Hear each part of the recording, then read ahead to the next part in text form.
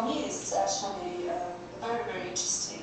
I've worked with ink for a very long time. I've carried shows for contemporary ink artists.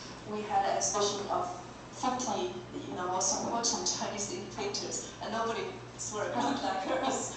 And her work is really unique.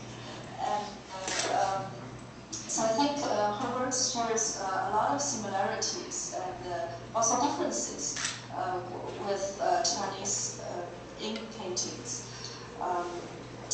First of all, I think the similarities, there's some things, for example, there's attention to the negative space. In Chinese art, both the ink that's made, the marks that's been made, and the space around it are all equally important in composition, equally important as some entire image.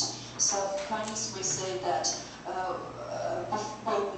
from the white space, we know where we place the black. So it's a negative way of looking at the image. And I think Michelle's work shows a similar quality when you look at the Rorschach-test or ink block. Another thing is that she mentioned in Michelle's talk earlier about the importance of gesture and the importance of the process of making.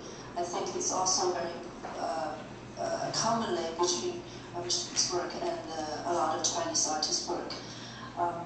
The process of the making and the gesture are equally important as the results, and sometimes even more important. Another element is the accidental effects, the attention to this kind of accidental quality. And also that's actually brought into the differences, I think. And also touch upon Mark's talk earlier about the control and release ink quality. I'd like to point out that in Chinese ink paintings, at least traditionally, we always say that we have a saying called 生有成竹. It literally means that have a bamboo fully formed in one's mind before we put down a mark onto the paper.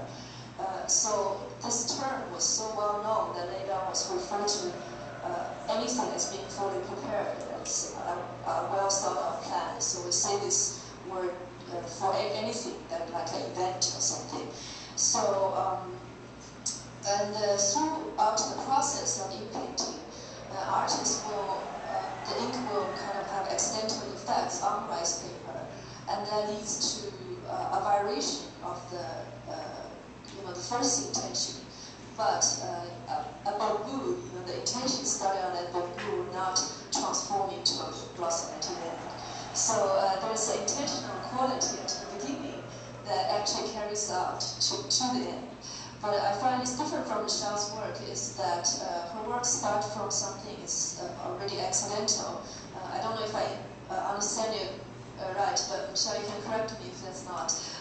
From some image that's accidental, then the intention kind of draw out of this accidental image, and through her own imagination and probably through viewers' imagination, becomes something very concrete at the end.